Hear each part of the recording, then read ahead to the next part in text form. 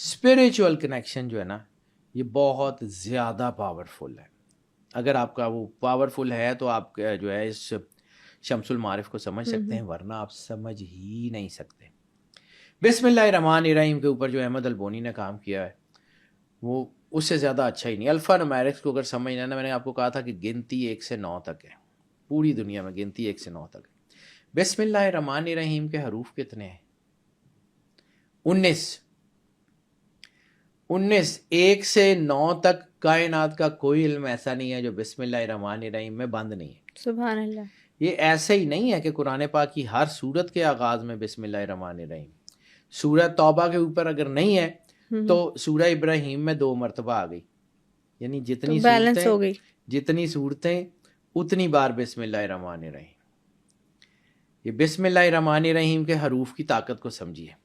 پنجتن پاک کے نام، ٹھیک ہے، پنجتن پاک کے نام کے حروف اکٹھے کیجئے.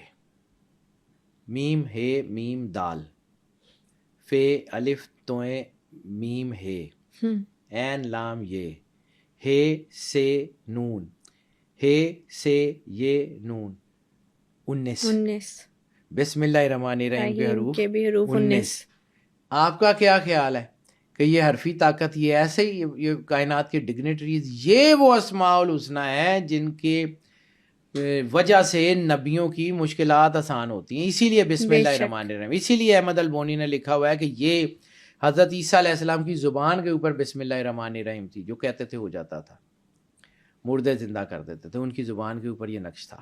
موسیٰ علیہ السلام کے عصا کے اوپر نقش تھا بسم اللہ الرحمن الرحیم. حضرت سلیمان علیہ السلام کی انگوٹھی کے اوپر نقش تھا بسم اللہ الرحمن الرحیم. حضرت داؤد علیہ السلام بسم اللہ الرحمن الرحیم پڑھ کے لوہے کو ہاتھ لگاتے تھے، وہ موم کی طرح نرم ہو جاتا تھا. یعنی معجزے بسم اللہ کی طاقت سے بسم اللہ الرحمن الرحیم کے طاقتیں. یہ وہی بسم اللہ الرحمن الرحیم ہے جس نے جو ہے وہ حضرت زکریا نے پڑھا تھا تو درخت نے راستہ دے دیا تھا. یہ وہی بسم اللہ الرحمن الرحیم ہے جس کی وجہ سے حضرت ابراہیم کی آگ ٹھنڈی ہوئی. یہ وہی بسم اللہ الرحمن الرحیم ہے کہ جس نے جو ہے وہ نبیوں کی مدد کی. یہ بسم اللہ الرحمن الرحیم کے اوپر احمد البونی نے جو کام کیا ہوا، آپ کی سوچ ہے یہ بسم اللہ الرحمن الرحیم. حضرت سلیمان علیہ السلام کا خط ہے جو ملکہ سبا کو لکھا تھا، اس کے اوپر جو جملے ہیں انہ من سلیمان بسم اللہ الرحمن الرحیم، اس وقت تو قرآن پاک نازل بھی نہیں ہوا تھا، وہاں پہ بسم اللہ الرحمن الرحیم. یہ نبیوں کو جو عطا ہوتی تھی، یعنی کہا جاتا تھا کہ بسم اللہ الرحمن الرحیم ایک ایسی طاقت ہے، ایک ایسی تلوار ہے جو اللہ سے منسوب ہے. یہ نیچے آتی تھی، نبی کی مدد کرتی تھی اور واپس چلی جاتی تھی. پھر سرور انبیاء صلی اللہ علیہ وآلہ وسلم اور ان کی امت کے اوپر جب یہ ہوا تو پھر جو ہے وہ اس کو کہا گیا کہ اب تم یہیں رہو. تو وہ بسم اللہ الرحمن الرحیم کا جو سب سے بڑا امپیکٹ ہے وہ سرور انبیاء صلی اللہ علیہ وآلہ وسلم کی امت کے لیے. احمد البونی نے یہی تو بتایا ہے. یعنی ہم 786 بسم اللہ الرحمن الرحیم کی طاقت کو پڑھتے ہیں تو ہم تو اگر کیلکولیٹ کریں ابجد میں تو یہ 786 بنتی نہیں ہے. احمد البونی نے بتایا یہ 786 ہے. کیا 786 کیا ہے؟ 786 بسم اللہ الرحمن الرحیم کی جو انرجی ہے وہ اس کی الفا نومیرکس کی انرجی ہے. ٹھیک ہے، یہ اب آپ کو اس کو بتاؤں 786 کی 7 + 8 + 6 یہ جمع کریں ذرا اس کو. یہ 8 اور 6 14 5 اور 7 7 4 11 اور 1 12. اللہ کے عدد کتنے؟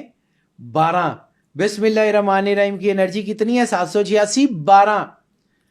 دس از ناٹ دا کو انسیڈنس. یہ اس لیے 786 ہے. یہ جو احمد البونی ہے اس کو آپ عام سا آدمی سمجھتے ہیں. یہ جو 786 کی تکتیب نکالی ہے اس نے اللہ کے نام کے ساتھ اس کی سیگمنٹیشن کے ساتھ نکالی ہے.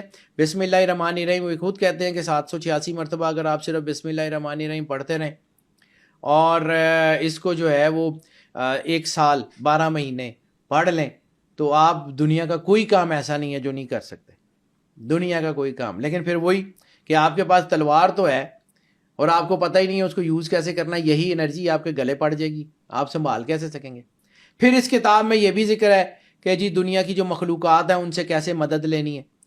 اب ہمارے یہاں کانسیپٹ یہ ہے کہ جی جن قابو کر لیں. جن قابو کر کے کرنا کیا؟ ہاں یہ بھی کہتے ہیں نا کہ جنات سے دوستی کیسے کرتے ہیں. دوستی کیسے کرنی ہے؟ دیکھو ہم نے بک آف اینوک میں کہا تھا نا، اوریل وہ ایک فرشتہ تھا جو حضرت ادریس علیہ السلام کو جو ہے وہ گائیڈنس دیتا تھا، ان کو ساتھ لے کے جاتا تھا. اسی طرح حضرت ایوب علیہ السلام کو بیماری جب ہو گئی تھی تو ان کو شفا کے لیے دوائی کس نے بتائی تھی؟ اللہ چاہتا تو خود بتا سکتا تھا. ایک فرشتہ آیا تھا نا, اس نے حضرت ایوب علیہ السلام کو کہا تھا. حضرت ایوب علیہ السلام جب بیمار تھے تو اس نے کہا تھا نا کہ آپ یہ والا کام کر لیں, ایسے پانی میں یہ نہا لیں, آپ کی بیماری ٹھیک ہو گئی. فرشتے دوائیاں بھی تو بتاتے ہیں. حضرت میاں میر صاحب کا واقعہ ہے کہ آپ بیمار ہو گئے تھے تو آپ کے ایک مرید نے جو ہے اس وقت کسی فرشتے سے دوائی پوچھی تھی. تو یہ تو بیٹا یہ آپ فرشتوں سے, جنات سے دوائی علاج پوچھ لیتے ہیں کیونکہ یہ انٹریکشن ہے.